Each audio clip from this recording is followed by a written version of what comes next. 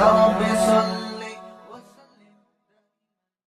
بسم اللہ الرحمن الرحیم نحمدہ ونصلی علی رسولہ الکریم۔ سورہ سبا کا رکوع نمبر 3 اور 22ویں پارے کا رکوع نمبر 9 آج میں شروع کروں گا حسب معمول مختصر لفظی ترجمہ مختصر گرامر کے ساتھ، پھر انشاءاللہ اس کی تفسیر ہوگی۔ بسم اللہ الرحمن الرحیم۔ قل ادعوا الذین زعمتم من دون اللہ، قل کا مطلب کہہ دیجئے، ادعو پکارو تم، الذین ان لوگوں کو، زعمتم جن کے بارے میں تمہارا دعویٰ ہے، من دون اللہ اللہ کے علاوہ۔ کیا دعویٰ ہے؟ یہ لفظ محذوف ہے، یعنی معبود ہونے کا دعویٰ ہے۔ آبجیکٹ جب بالکل واضح ہو تو اس کو حذف کر دیا جاتا ہے، تو مفعول واضح ہے، یعنی تمہارا دعویٰ ہے جن کے بارے میں کہ وہ اللہ کے ساتھ شریک ہیں، تو ذرا ان کو پکارو تو صحیح، ہم بھی دیکھیں کہ کیا کرتے ہیں، پکار کا جواب دیتے ہیں کہ نہیں دیتے۔ لا یملکون مثقال ذرۃ، وہ مالک نہیں ہیں ایک ذرے کے برابر بھی، فی السماوات آسمانوں میں بھی، ولا فی الارض اور نہ ہی زمین میں کسی چیز کے مالک ہیں۔ وما لہم اور ان معبودوں کے لیے نہیں ہے، فیہما آسمانوں اور زمین میں، من شرکن کوئی شرکت، یعنی اللہ کے ساتھ کوئی شرکت بھی نہیں ہے۔ وما لہو اور نہیں ہے اس اللہ کے لیے، منہم ان معبودوں میں، من ظہیر کوئی مددگار۔ ولا تنفع الشفاعہ اور شفاعت بھی فائدہ نہیں پہنچائے گی، عندہ اللہ کے نزدیک، الا مگر اس شخص کے لیے، لیمن اس شخص کے لیے، من اذین لہو جس کے لیے اللہ اجازت دے دے، جس کے لیے اللہ اجازت دے دے گا تو اس کے لیے تو شفاعت فائدہ پہنچائے گی، اور جس کے لیے اجازت نہیں دے گا اس کے لیے فائدہ نہیں پہنچائے گی۔ اور اس کا یہ مطلب بھی ہو سکتا ہے کہ شفاعت فائدہ نہیں پہنچائے گی مگر اس کے لیے، یعنی اس کی شفاعت کو قبول کیا جائے گا، من اذین لہو جس کے لیے اللہ اجازت دے دے، تو اس کے لیے فائدہ پہنچائے گی۔ فائدہ پہنچائے گی کا مطلب جب وہ شفاعت کرے گا تو اس کی شفاعت کو مانا جائے گا، اس سینس میں، اس تصور میں اس کو فائدہ پہنچائے گی۔ حتیٰ اذا یہاں تک کہ جب، فزع عن قلوبہم ان کے دلوں سے گھبراہٹ کو دور کر دیا جائے گا۔ دیکھیں فزع یفزع، فزعن کا معنی ہوتا ہے گھبرانا، جزع و فزع کا لفظ آپ نے سنا ہوگا نا کہ جزع و فزع مت کرو۔ کسی کا خوف جب مسلط ہو جاتا ہے، گھبراہٹ طاری ہو جاتی ہے نا، آپ کو جب کوئی خبر ملتی ہے کہ زلزلہ آنے والا ہے یا کوئی سیلاب آنے والا ہے یا دشمن حملہ کرنے والا ہے، اس کیفیت میں جو گھبراہٹ ہوتی ہے اس کو فزع کہا جاتا ہے۔ اب فزع یفزع تفزیعا، یہ جب فعل مجہول کے طور پر استعمال ہو اور اس کے بعد عن آ رہا ہو تو یہ ازالہ فزع کے لیے استعمال ہوتا ہے۔ یعنی عربی میں بعض دفعہ ایک ہی جو لفظ ہے نا وہ تھوڑی سی تبدیلی سے بالکل اپوزٹ معنی میں چلا جاتا ہے، یعنی اس کے معنی بالکل الٹ ہو جاتے ہیں۔ جیسے میں کئی بار بتا چکا ہوں نا، رغیبہ فیہ کسی چیز میں رغبت رکھنا، اور رغیبہ عنہ کسی چیز سے نفرت کرنا، یعنی اس سے رغبت کے اپوزٹ ہو جانا بالکل۔ تو جیسے قرآن میں آتا ہے وَمَن يَرْغَبُ عَن مِّلَّةِ ابراہیم، جو ابراہیم کی ملت سے منہ موڑے گا۔ اب حالانکہ رغبت تو ایک دلچسپی لینے کو کہتے ہیں، لیکن جب عن آ رہا ہے تو یرغب عن ابراہیم، ملت ابراہیم، جو ابراہیم کی ملت سے اعراض کرے گا، منہ موڑے گا۔ تو یہاں بھی فزع کے بعد عن آ رہا ہے، عن قلوبہم، تو اس کا مطلب جب ان کے دلوں سے گھبراہٹ دور ہو جائے گی۔ قالوا تو وہ کہیں گے، ماذا قال ربکم، تمہارے رب نے کیا کہا ہے؟ قالوا الحق، تو وہ کہیں گے حق کہا ہے۔ وہو العلی الکبیر، اور وہ اللہ بہت بلند ہے، کبیر، کبیر کا معنی بھی وہی ہے جو علی کا معنی ہے، یعنی علی کا معنی بھی مرتبے کے لحاظ سے بلند، اور کبیر کا معنی بھی جو ہر چیز سے بالا اور ہر چیز سے بڑا ہے، یعنی کبر بھی بڑائی کو کہتے ہیں۔ علو، علو کا لفظ عام طور پر مرتبے کے اعتبار سے بلندی کے لیے استعمال ہوتا ہے۔ خیر، تو یہ جو ہے حتیٰ اذا فزع عن قلوبہم قالوا ماذا قال ربکم، یہ ترجمہ سمجھ میں نہیں آئے گا جب تک اس کی تھوڑی سی میں تفسیر نہیں کر دوں گا، اس لیے تھوڑی سی تفسیر اس کی ضروری ہے۔ پہلے گزر چکا ہے نا، ولا تنفع الشفاعۃ عندہ الا لمن اذن لہ، شفاعت اللہ کے نظر میں فائدہ نہیں پہنچائے گی مگر اس شخص کے لیے جس کو اللہ اجازت دیں۔ مشرکین جو تھے نا وہ فرشتوں کی بھی عبادت کیا کرتے تھے اور کہتے تھے یہ فرشتے جو ہیں یہ بھی ہمیں قیامت کے دن بخشوائیں گے، کیونکہ معاذ اللہ نقل کفر، یہ اللہ کی بیٹیاں ہیں، بعض یہ کہا کرتے تھے۔ تو اللہ بتا رہے ہیں کہ فرشتے جتنے مرضی طاقتور ہوں، کیونکہ یہ بات تو پہلے سے مشہور تھی، آسمانی کتابوں کے ذریعے بھی اور دنیا کی مختلف قوموں میں بھی یہ بات مشہور تھی کہ فرشتوں کو اللہ نے بہت طاقت دی ہے، اور بڑے بڑے کام فرشتوں کے ذریعے لیے جاتے ہیں۔ تو مشرکین میں بعض لوگوں کا یہ عقیدہ تھا کہ فرشتوں کے پاس بھی بڑے اختیارات ہیں، تو ہم ان کی بھی عبادت کریں گے۔ آپ کو پتہ ہے مشرک تو کسی بھی طاقتور کو دیکھ کر اس کی عبادت شروع کر دیتا ہے، تو ہم عبادت کریں گے، یہ ہمیں زبردستی بخشوا دیں گے اور ان کی پھر چلے گی اللہ کے آگے۔ ایسا نہیں ہو سکتا کہ اللہ ان کی بات کو ریجیکٹ کر دے، مسترد کر دے۔ تو اللہ نے فرشتوں کی پوزیشن کو واضح کیا، کیونکہ حدیث میں اس آیت کی یہی تفسیر ہے جو میں ابھی آپ کے سامنے پیش کر رہا ہوں، صحیح مسلم کی حدیث ہے، کیونکہ یہ تفسیر عقل سے نہیں کی جا سکتی۔ قرآن کی بعض آیتیں مجمل ہیں، تو وہ جب تک حدیث میں اس کی ہم ایکسپلینیشن بھی دیکھتے ہیں ہمیں ان کا مطلب سمجھ میں ہی نہیں آتا۔ تو صحیح حدیث میں ہے کہ قیامت کے دن فرشتے جو ہے جب فرشتوں کو اللہ تعالیٰ کسی بات کا حکم دیتے ہیں نا، قیامت کے دن نہیں جنرلی، تو فرشتوں پر اللہ کی ایک ایسی ہیبت ہے، کیونکہ وہ تو اللہ کے جلال کا مشاہدہ کرتے ہیں، کہ کچھ وقت کے لیے فرشتے بالکل مبہوت ہو جاتے ہیں، ان پہ خوف کا بہت غلبہ ہوتا ہے جب بھی اللہ تعالیٰ کسی بات کا حکم دیتے ہیں۔ تو کیونکہ اللہ ان کی طرف متوجہ ہوتے ہیں نا، تو وہ بہت زیادہ ایک خوف کی کیفیت میں جاتے ہیں فرشتے، ان پہ ایک اللہ کے جلال کا بہت زیادہ غلبہ ہوتا ہے۔ تو اس غلبے کے بعد کچھ وقت کے بعد ان کو جا کے سکون ملتا ہے اور ان کے دل سے گھبراہٹ دور ہوتی ہے۔ اس کے بعد فرشتے پھر پوچھتے ہیں ایک دوسرے سے کہ اللہ نے کیا کہا ہے، پھر وہ بتاتے ہیں اللہ نے یہ فلاں حق بات ہے جس کا اللہ نے حکم دیا ہے، پھر اس کے بعد اس حکم کی بجاوری کرتے ہیں۔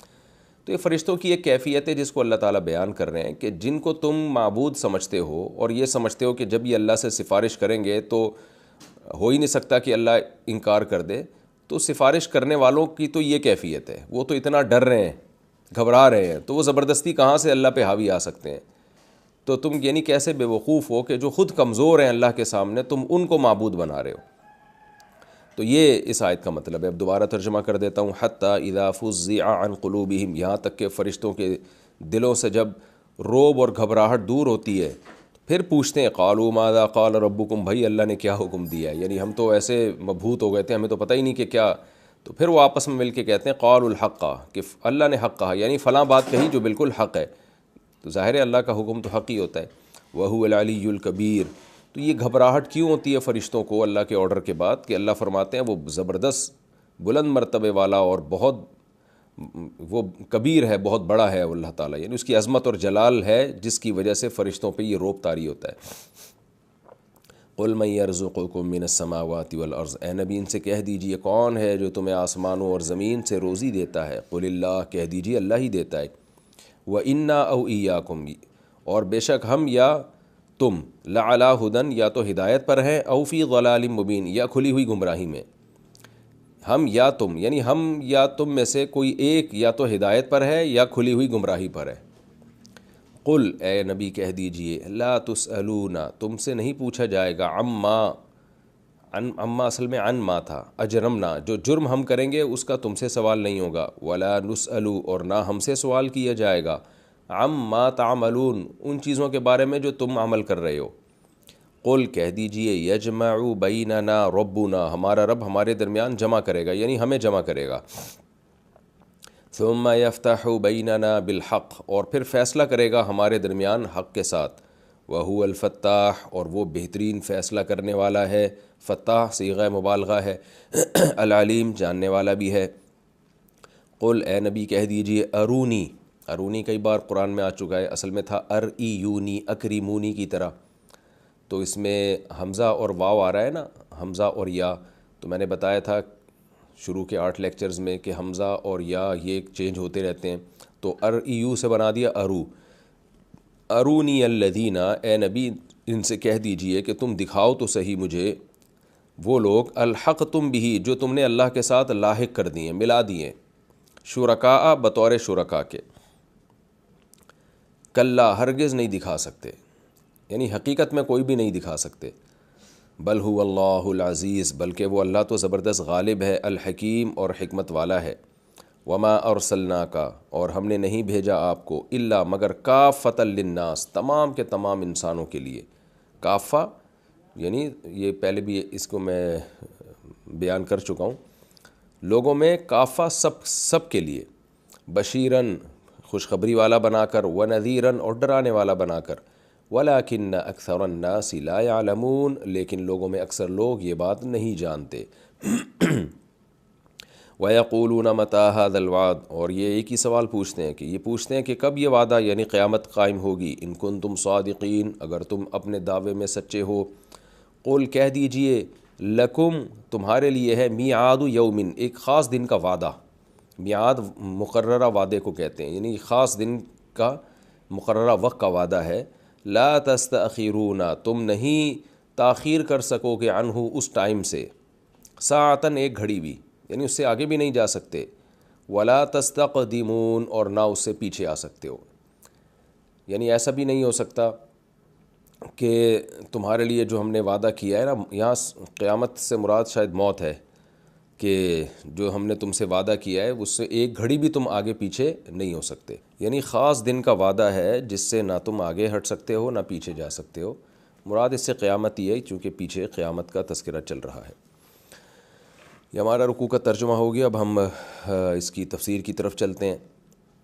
سورہ سبا میں آپ کو معلوم ہے کہ پچھلے رکوع میں قوم سبا کی حالت کو بیان کیا اللہ نے، اور چونکہ سورہ سبا مکی ہے اس میں توحید کا مضمون بہت زیادہ ہے، مشرکین سے واسطہ تھا، تو وہ آج بھی آپ دیکھ لیں جو آج کے جو مشرکین ہیں، جو دوسرے مذاہب میں جتنے بھی لوگ بت پرست یا آگ کی پوجا کرنے والے، وہ بہت ضدی ہوتے ہیں، ایک خدا پر کی طرف ان کو لانا بڑا مشکل کام ہے، تو اس لیے قرآن نے مختلف انداز سے توحید کو بیان کیا، کیونکہ قرآن کا اصل موضوع ہی یہی ہے کہ جب ایک کو رب مان لو تو پھر اپنے آپ کو اس کے حوالے کر دو، جب آپ ایک کو رب ہی نہیں مانتے تو آپ تو بھٹکتے رہتے ہیں پھر۔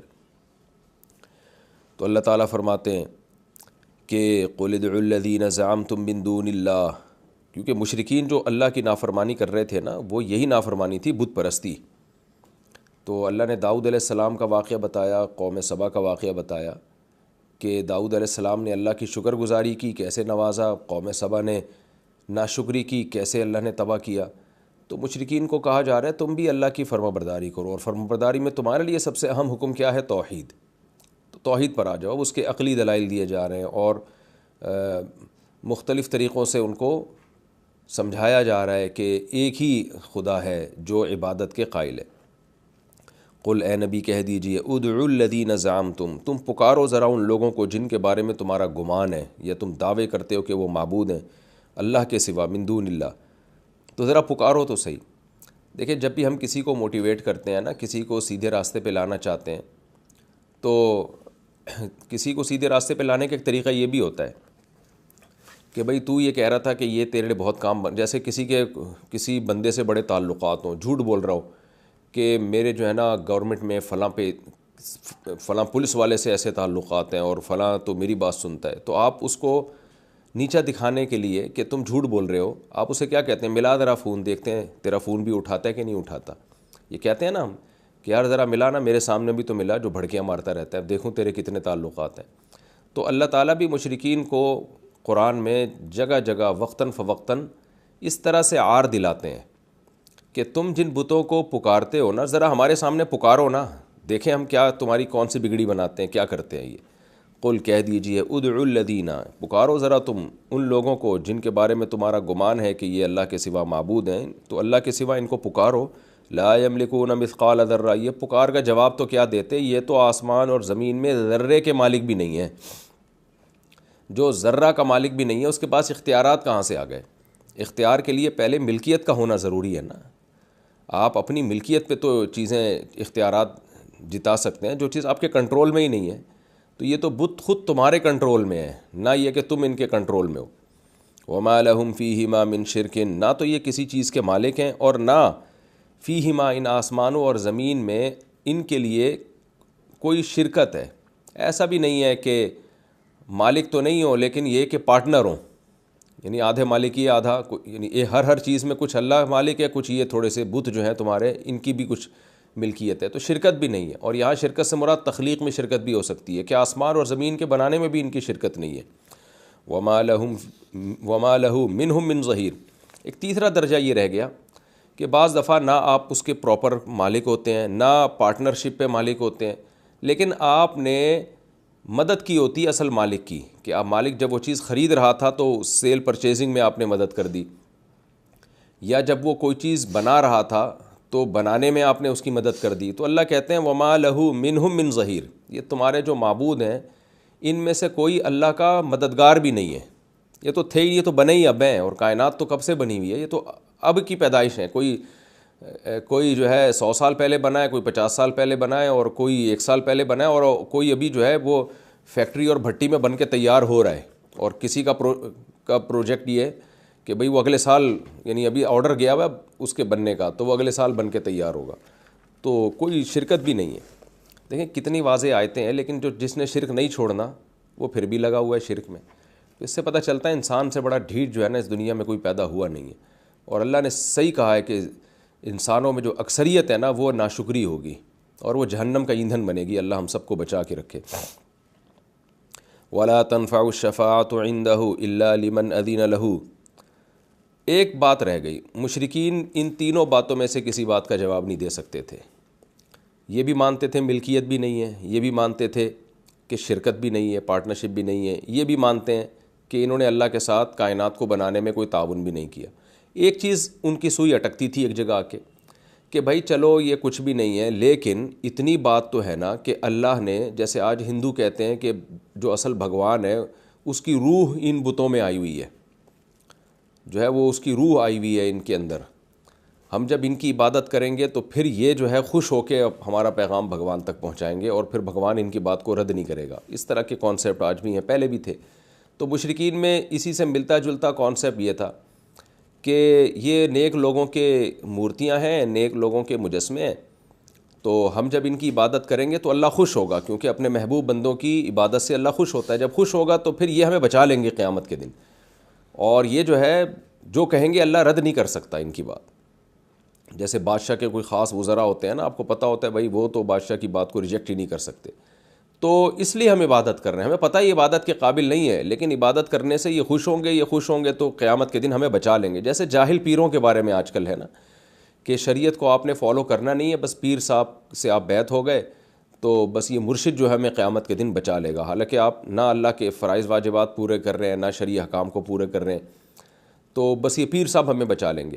تو مشرکین کا یہ دعویٰ تھا کہ ہم جو فرشتوں کی عبادت کرتے ہیں، تو فرشتے تو اللہ کے محبوب بندے ہیں، تو تمام آسمانی کتابوں سے ثابت ہے، اور یہ بات تو تواتر سے چلی آ رہی ہے، اور بڑے طاقتور بھی ہوتے ہیں، تو یہ ہمیں زبردستی بچا لیں گے. یعنی اللہ سے سفارش کریں گے اور اللہ ہمیں بخش دے گا. تو اللہ نے اس کا جواب دیا کہ بھئی اللہ کے پاس سفارش فائدہ نہیں پہنچائے گی، الا لمن اذن لہ، سوائے اس شخص کے لیے جس کو اللہ اجازت دیں. تو اجازت کس کو دیں گے، اس کا قرآن میں دوسری جگہ پہ بہت تفصیل سے ذکر ہے. وہ یہ کہ مخصوص لوگوں کو اجازت دی جائے گی جو اللہ کے محبوب بندے ہوں گے، اور ان کو بھی علی الاطلاق اجازت نہیں دی جائے گی، بلکہ مخصوص لوگوں کے لیے دی جائے گی. اور وہ ان مخصوص لوگوں جن کے لیے اجازت دی جائے گی ان میں سب سے پہلی شرط ہے توحید پرست ہونا. مشرک کے لیے قطعاً اجازت نہیں دی جائے گی، جیسے کہ ابراہیم علیہ السلام اپنے والد کو نہیں بخشوا پائیں گے. تو اللہ فرماتے ہیں کہ یہ تو مخصوص لوگوں کے لیے اجازت ہوگی، اور مخصوص لوگوں ہی کو ہوگی، ہر ایک کو نہیں ہوگی. تو اور اس میں سب سے پہلی شرط یہ کہ عقیدہ توحید ہو تمہارا، تم اللہ کو مانتے تو ہو، اللہ کے ساتھ شرک نہ کرتے ہو تم. اور اس میں بھی پھر اعمال کی، جیسے نبی صلی اللہ علیہ وسلم نے اصحاب رسول سے کیا فرمایا کہ میں تمہاری شفاعت کروں گا، لیکن تم میری مدد بھی کرو. میری مدد کیسے، کہ تاکہ اللہ میری شفاعت کو قبول کرے، تو کثرت سجود سے میری مدد کرو، یعنی نماز زیادہ سے زیادہ پڑھو. تو اس میں بھی اعمال کو فوکس کیا گیا ہے. تو کچھ آپ کے اعمال ہوں گے، کچھ اللہ اپنے محبوب بندوں کی سنے گا، لیکن کتنی سنے گا، جتنی اللہ چاہے گا. ایسا نہیں ہوگا کہ وہ سارا سسٹم ہی خراب ہو جائے.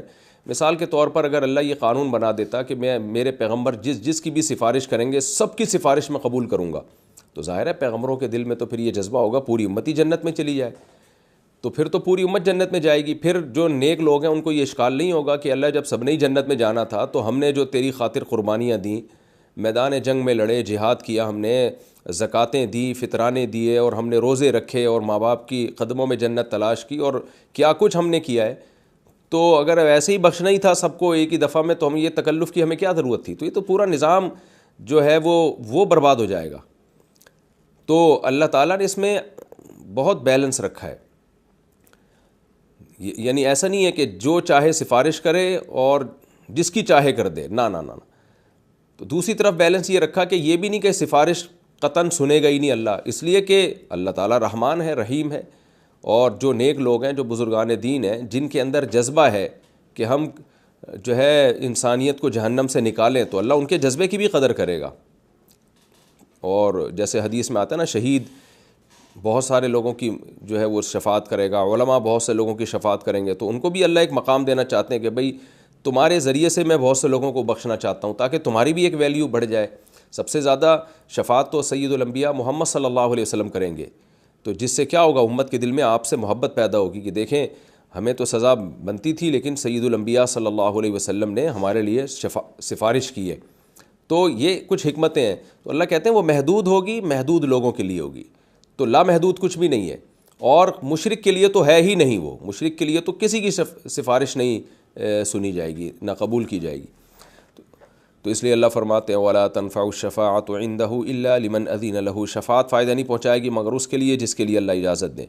اب جن کو اللہ اجازت دیں گے ان کی اپنی حالت کیا ہے وہ اللہ آگے بیان کرنے کے، جن کی اپنی حالت یہ ہو تو وہ کہاں اللہ کی باؤنڈری کو کراس کر سکتے ہیں، وہ حالت کیا ہے؟ حتیٰ اذا فزع عن قلوبہم، اللہ فرماتے ہیں جب ان کے دلوں سے گھبراہٹ دور ہوتی ہے، قالوا ماذا قال ربکم، تو یہ کہتے ہیں بتاؤ تمہارے رب نے کیا کہا ہے۔ یعنی حدیث میں اس آیت کی تفسیر حدیث میں آئی ہے صحیح مسلم میں کہ فرشتوں کو جب اللہ کسی بات کا آرڈر دیتے ہیں نا تو وہ بالکل ایسے خدا کے جلال میں آ کے نا ان کے ہوش ٹھکانے نہیں رہتے، تھوڑی دیر کے بعد ان کو ہوش آتا ہے کیونکہ اللہ ان کی طرف متوجہ ہوتا ہے نا حکم دینے کے لیے، تو پھر آپس میں تبصرہ کر رہے ہوتے ہیں بھئی اللہ نے کیا کہا ہے، تو پھر جو وہ بتاتے ہیں کہ بھئی اللہ نے یہ ہمیں حکم دیا ہے۔ تو اللہ کہتے ہیں ان کی تو یہ حالت ہے، تو یہ کہاں اس لمٹ کو کراس کریں گے، تو یہ تو اللہ سے بات کرتے ہوئے ڈریں گے کہ ہم کسی کی سفارش کریں۔ تو اللہ جب ان کو اجازت دے گا تو تھوڑی دیر تک تو ان کی سمجھ میں ہی نہیں آئے گا کہ اللہ نے کہا کیا، ایسا جلال ہوگا۔ اس کے بعد جا کے بہت ہی، کیونکہ ان کو ڈر ہوگا کہ کہیں ہم اپنی حدود کو ہم نے کراس کیا تو اللہ کا عذاب ہم پہ نہ آ جائے۔ تو جس کی یہ حالت ہو وہ معبود نہیں ہو سکتا، اور اس سے تم سفارش کی امیدیں لگا کے اس کی عبادت شروع کر دو، یہ تمہاری حماقت اور بے وقوفی ہے۔ آگے اللہ نے فرمایا وَهُوَ الْعَلِيُّ الْكَبِيرُ، وہ اللہ بہت بلند مرتبے والا اور بہت بلند ہے، بڑی عظمت والا رب ہے وہ، تو اس کا تقاضا یہ ہے کہ ایسی گھبراہٹ اور بے چینی ہو۔ قُلْ مَن يَرْزُقُكُم مِّنَ السَّمَاوَاتِ وَالْأَرْضِ، پھر اللہ تعالیٰ ایک اور دلیل دے رہے ہیں کہ دیکھو جو احسان کرتا ہے نا عبادت اس کی جاتی ہے۔ کیسا انداز ہے دیکھیں، ہر طرح سے اللہ نے مشرک کو سمجھایا ہے، ہر طرح سے سمجھایا ہے۔ ایک طرح سے یہ کہ معبود کے لیے یہ ضروری ہے، بادشاہ کے لیے، حاکم کے لیے، جو عبادت کے قابل ہو وہ بادشاہ کہ ملکیت ہو، ملکیت بھی نہیں ہے، پارٹنرشپ بھی نہیں ہے، مدد بھی نہیں کی انہوں نے اللہ کی، اور پھر شفاعت بھی نہیں کر سکتے، یہ تو خود قیامت کے دن ڈرے بیٹھے ہوں گے۔ اب ایک اور چیز ہے کہ اگر چلو یہ کچھ بھی نہ ہوتا، ان کے تم پر احسانات ہوتے، تو بعض دفعہ انسان احسان کے نیچے دب جاتا ہے۔ بعض دفعہ کیا ہوتا ہے آپ کو پتہ ہے یہ بندہ مستحق نہیں ہے لیکن چونکہ اس نے میرا کام بنایا ہے تو اب اس کی غلط بات کو بھی انسان ماننا شروع کر دیتا ہے۔ صبح و شام ہم دیکھ رہے ہیں، آپ نے دیکھا ہوگا یہ باطل فرقے والے لوگ جو ہے، یہ باطل مذہب والے، یہ غریبوں کی مدد کر کے ان کو اپنے مذہب میں داخل کرتے ہیں۔ تو غریب کہتا ہے چونکہ میں بھوکا تھا تو انہوں نے مجھے پوچھا تو اس لیے میں نے ان کے مذہب کو فالو کیا ہے۔ تو بھائی مذہب کا اس سے کیا تعلق ہے؟ صحیح مذہب ہے تو کوئی آپ کے ساتھ تعاون نہ بھی کرے تو بھی آپ نے فالو کرنا ہے، غلط مذہب ہے تو تعاون کرے تو بھی فالو نہیں کرنا۔ لیکن یہ انسان مائل ہو جاتا ہے، اخلاق سے متاثر ہو جاتا ہے۔ تو ایک چیز رہ گئی تھی کہ بھائی چلو اگر یہ تمہیں روزی دے رہے ہوتے، رزق کا ذکر اس لیے کہ سب سے زیادہ ضرورت انسان کو رزق کی ہوتی ہے، تو اب اللہ اس کے بارے میں کہہ رہے ہیں کہ روزی دیتا کون ہے تمہیں؟ قُلْ مَن يَرْزُقُكُم مِّنَ السَّمَاوَاتِ وَالْأَرْضِ، اے نبی آپ کہہ دیجئے کون ہے جو تمہیں روزی دیتا ہے آسمانوں سے اور زمین سے۔ ظاہر ہے یہ بت تو نہیں دے رہے، بارشیں اللہ برساتا ہے، زمین سے تناور درخت اللہ پیدا کرتا ہے، تو غیرت کا تقاضا کیا ہے کہ کس کی عبادت کی جائے؟ قُلِ اللّہ، اے نبی آپ خود ہی جواب میں کہہ دیں کہ اللہ، اس سے پہلے کہ یہ جواب دیں آپ خود بتا دیں کہ اللہ ہی کو تو کرتا ہے، یعنی یہ بات تو تم بھی جانتے ہو کہ یہ سب کچھ اللہ کر رہا ہے۔ وَإِنَّا أَوْ إِيَّاكُمْ لَعَلَىٰ هُدًى، اتنے دلائل دینے کے بعد اللہ کیا فرماتے ہیں کہ آپ ان سے کہہ دیجئے کہ دیکھو اب تو یہ بات تو ثابت ہو گئی کہ یا تو ہم کھلی گمراہی میں ہیں یا تم کھلی گمراہی میں ہو، یا تو ہم سیدھے راستے پر ہیں یا تم سیدھے راستے پر ہو، کیونکہ ہم دونوں 180 ڈگری پر ہیں، بیچ کا کوئی راستہ نہیں ہے۔ یہ بھی ایک غور کرنے کا ایک بہترین طریقہ ہے کہ ہم تمہیں کہہ رہے ہیں کہ وہ ایک اللہ ہے، تمہارے معبود کسی چیز کے مالک بھی نہیں ہے، تمہارے معبود شرکت بھی نہیں ہے ان کی، تمہارے معبود نے مدد بھی نہیں کی اللہ کی، تمہارے معبود سفارش کے قابل بھی نہیں ہے، تمہارے معبود روزی بھی نہیں دیتے۔ اب اس سے کیا پتہ چلتا ہے؟ بھائی یا تو ہم غلط ہیں یا تم غلط ہو۔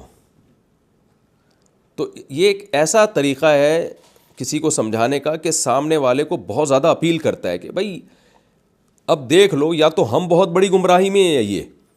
تو اب ذرا تھوڑا سا آپ غور کر لو کہ دونوں میں سے ایک فریق ہے جو صحیح ہے, دوسرا بہت بہت ہی غلط ہے. تو یہ انداز تبلیغ انسان کو اٹریکٹ کرتا ہے کہ انسان سوچنے پر مجبور ہوتا ہے کہ بھائی دیکھ لو, یعنی اگر ہم صحیح ہیں تو پھر یہ 100% غلط ہیں, تو اس کا مطلب ان کے دعوے بھی غلط ہیں. انہوں نے جو یہ بات کہی ہے کہ ہمارے بت کسی چیز کے مالک نہیں ہیں, تو یہ جھوٹ بول رہے ہیں, ہمارے بت تو مالک ہیں. ہمارے بتوں کی پارٹنرشپ بھی ہے, ہمارے بتوں نے اللہ کی مدد بھی کی ہے معاذ اللہ. ہمارے بت زبردستی اللہ پہ مسلط ہو کے ہماری سفارش بھی کروا دیں گے, اور ہمارے بت آسمان سے روزی بھی برساتے ہیں. یا تو ہم صحیح ہیں یا پھر یہ محمد صلی اللہ علیہ وسلم جو باتیں کر رہے ہیں وہ صحیح ہیں, تو ادھر ہو جاؤ یا ادھر ہو جاؤ. تو یہ ایک بہت زبردست انداز ہوتا ہے تبلیغ کا کہ اتنا کچھ سمجھانے کے بعد کہ بھئی اب غور کرو, دونوں صحیح نہیں ہیں کہ بیچ کا کوئی راستہ ہم اختیار کر لیں, یا یہ کہ ان کو غلط کہنا شروع کر دیں اور اپنے آپ کو صحیح کہنا شروع کر دیں. اب فیصلہ کرو کہ دونوں میں صحیح کون ہے. قل لا تسألون عما اجرمنا ولا نسأل عما تعملون, اے نبی ان سے کہہ دیجئے کہ جو جرم ہم کر رہے ہیں نا تم سے سوال نہیں ہوگا, اور نہ ہم سے سوال ہوگا جو عمل تم کر رہے ہو. یعنی ہم نے تو تبلیغ تھی وہ پہنچا دی تم کو. اب دیکھ لو, یہ بھی ایک برات کا اعلان ہوتا ہے کہ یہ بھی غور کرنے کا ایک بہترین طریقہ ہوتا ہے کہ تم جو کرو گے خود ہی بھگتو گے, ہم جو کریں گے خود ہی بھگتیں گے ہم. تو یعنی ہم جو کچھ تمہیں کہہ رہے ہیں نا یہ تمہارا فائدہ ہے, پھر بھی تم شرک پر مرتے ہو تو ہمیں کوئی نقصان نہیں ہے. بعض دفعہ یہ ہوتا ہے نا کہ جو بھی تبلیغ کر رہا ہوتا ہے تو سامنے والا سمجھتا ہے تبلیغ کرنے والے کا اپنا کوئی مفاد ہے, تبھی ہمیں اتنی گہرائی میں جا کے تبلیغ کر رہا ہے. تو ان کو بتا دیا جاتا ہے بھائی تم اپنے عمل کے مکلف ہو, ہم اپنے عمل کے مکلف ہیں. ہم اگر غلط ہیں, مثال کے طور پر, یعنی اس موقع پر اس کا مطلب کیا ہوگا, ہم اگر توحید کی دعوت دے رہے ہیں اور تمہارے خیال میں پھر بھی غلط ہیں تو ہم سے سوال ہوگا نا اس کے بارے میں, تم سے تھوڑی سوال ہوگا. اور اگر تم غلط ہو تو پھر تم سے سوال ہوگا. تو یہ بھی غور کرنے کا ایک طریقہ ہوتا ہے کہ اب خود غور کر لو ہم دونوں میں صحیح کون ہے اور غلط کون ہے, کس سے سوال ہوگا کس سے سوال نہیں ہوگا. اور ہمارا کام تبلیغ کرنا ہے, پہنچا دینا ہے. اور اس میں یہ بھی ہے کہ ہم جس توحید کے راستے پر ہیں ہمیں مت روکو, اگر ہم برے ہوں گے تو اللہ ہم سے خود ہی انتقام لے لے گا.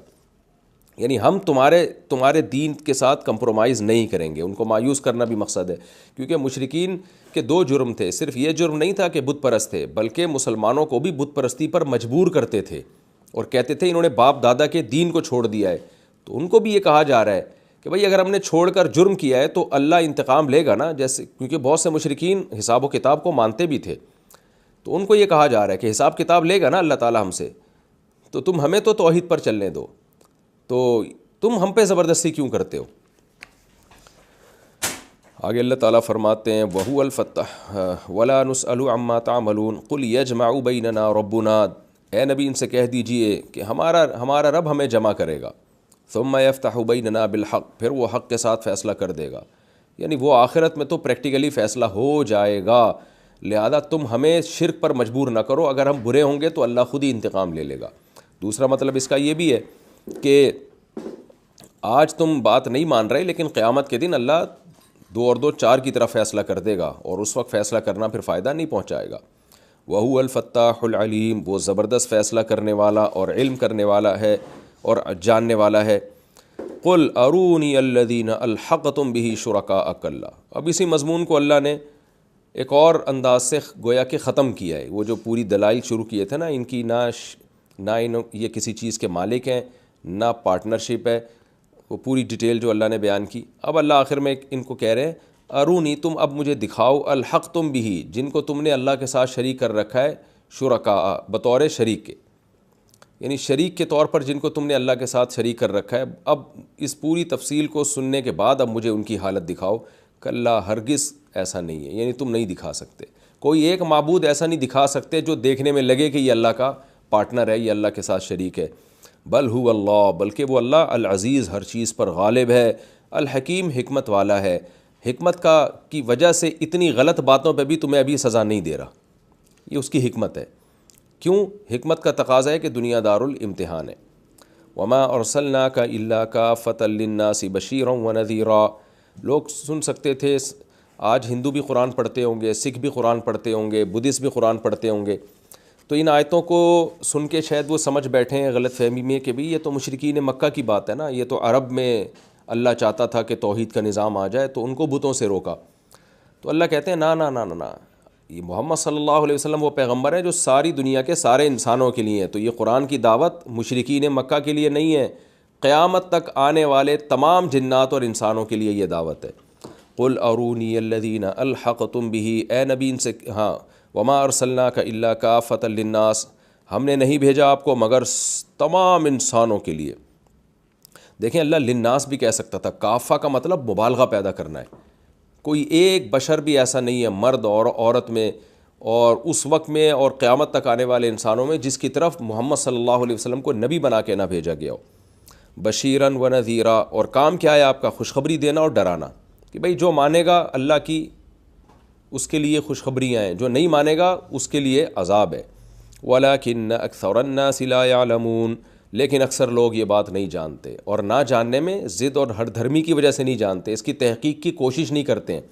ورنہ اگر تحقیق کریں، قرآن کو پڑھیں اور پیغمبر کی سیرت کو پڑھیں تو ان کو سمجھ میں آ جائے گی یہ بات کہ واقعی اللہ کے پیغمبر ہیں، میسنجر آف گاڈ ہیں جو ساری دنیا کے سارے انسانوں کے لیے. اور آج تو یہ بات سمجھنا بہت آسان ہے، اس لیے کہ محمد صلی اللہ علیہ وسلم جو لا اور نظام لے کر آئے نا، پوری دنیا میں آج ہی وہ اس قابل ہے کہ اس کو دنیا میں اپلائی کیا جا سکے. اس کے ٹکر کا کوئی نظام ہے ہی نہیں.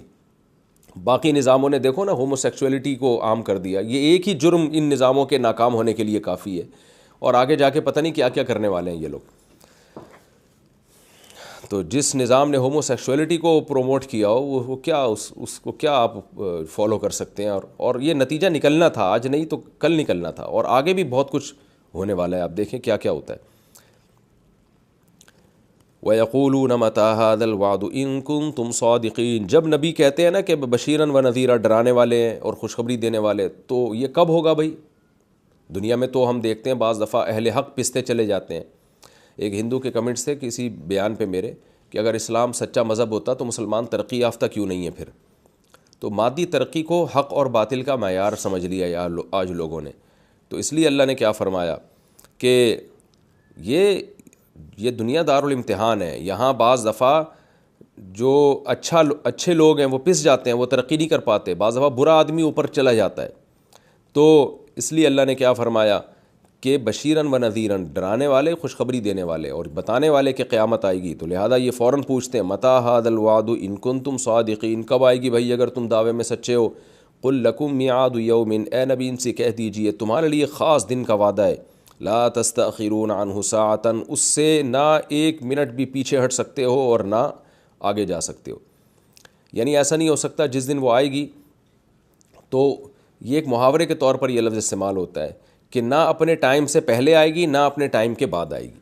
تو وقت مقرر جو اللہ کے علم ہے، جو اللہ نے کسی کو بتایا نہیں، اس وقت اللہ تعالیٰ اسرافیل علیہ السلام کو حکم دیں گے اور وہ سور پھونک کر اس کائنات کو توڑ پھوڑ کے رکھ دیں گے، اور پھر لوگوں کا حساب و کتاب ہوگا دوسرے سور کے بعد.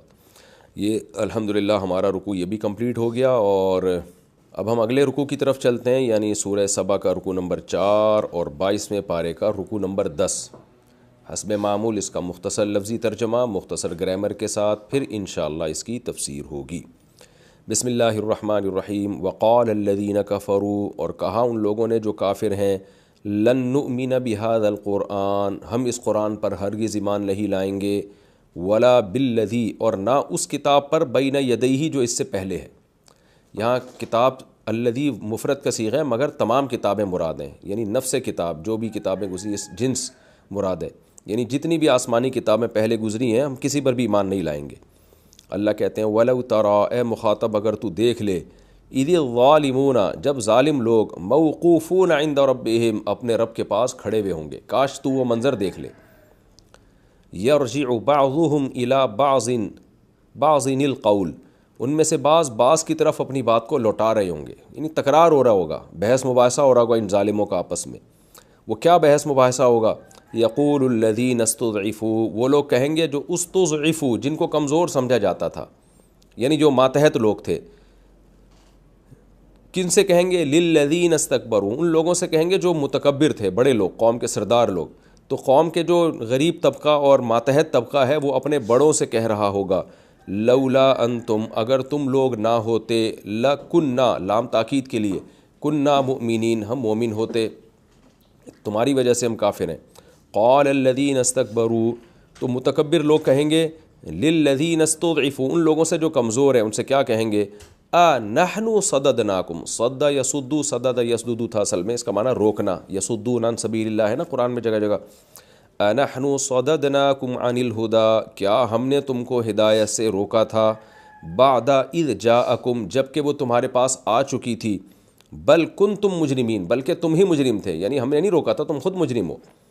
وقال الذین استضعفوا، اور کمزور لوگ کہیں گے، للذین استکبروا، ان لوگوں سے جو متکبر ہیں، بڑے ہیں، ان سے کیا کہیں گے، بل مکر اللیل والنہار، نہ بلکہ دن اور رات کا جو مکر تھا، یعنی تم جو کہہ رہے ہو نا کہ ہم نے تمہیں نہیں روکا، تو ایسا نہیں ہے، تم نے روکا ہے، اور کیسے روکا ہے، تمہارا جو مکر تھا نا، جو باتیں گھما گھما کے کیا کرتے تھے ہمارے سامنے، تو اس کی وجہ سے ہم سیدھے راستے سے رکے ہیں، تو اس کا مطلب تم ہی نے روکا ہے ہمیں۔ بل مکر اللیل والنہار، بلکہ دن اور رات تمہارا جو مکر و فریب تھا وہ کس وقت تھا، اذ تأمروننا، جب تم ہمیں یہ حکم دیا کرتے تھے، ان نکفر باللہ، کہ ہم اللہ کے ساتھ کفر کریں، ونجعل له اندادا، اور ہم اس کے لیے شریک ٹھہرائیں، ند کہتے ہیں ہم مثل کو، انداد اس کی جماعت، یعنی اللہ کا ہم مثل بنائیں، ہم ٹھہرائیں، ہم مثل عبادت میں، یعنی جیسے اللہ کی عبادت ہوتی ہے تو اس کے علاوہ کی بھی ہم عبادت کریں، یہ تم ہمیں حکم دیا کرتے تھے، اور یہ تمہارا مکر اللیل اور نہار تھا۔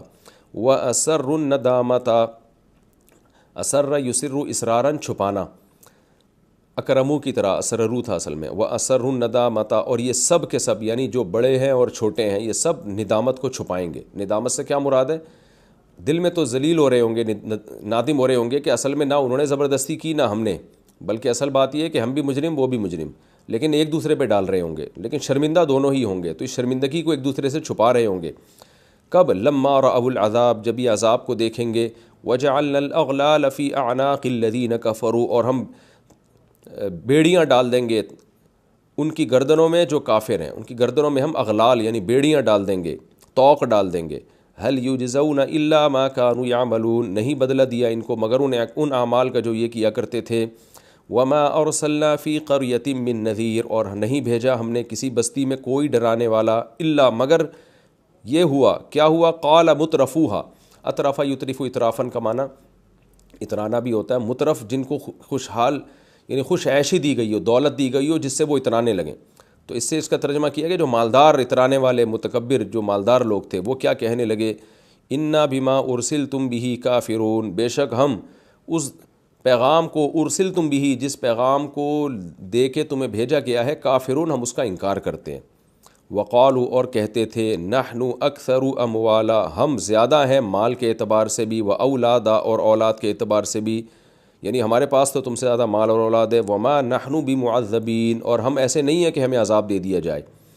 قل، اے نبی کہہ دیجئے، ان ربی یبسط الرزق لمن یشاء، میرا رب رزق پھیلا دیتا ہے جس کے لیے چاہتا ہے، ویقدر، اور تنگ کر دیتا ہے جس کے لیے چاہتا ہے، ولکن اکثر الناس لا یعلمون، لیکن لوگوں میں اکثر لوگ یہ بات نہیں جانتے، وہ سمجھتے ہیں ہماری محنت کا سے ہوتا ہے یہ اور ہماری کمالات سے ہوتا ہے یہ رکوع کا ترجمہ الحمدللہ ہو گیا۔ اب اگلے ایپیسوڈ میں انشاءاللہ اس رکوع کی تفسیر شروع کروں گا، یعنی اگلے ایپیسوڈ میں میں سورہ سبا کا رکوع نمبر 4 اور 22ویں پارے کا رکوع نمبر 10، وقال الذین کفروا لن نؤمن بہذا القرآن، یہاں سے انشاءاللہ میں تفسیر شروع کروں گا۔ اللہ تعالی ہمیں سمجھنے کی، عمل کی توفیق عطا فرمائے۔ وما علینا الا البلاغ۔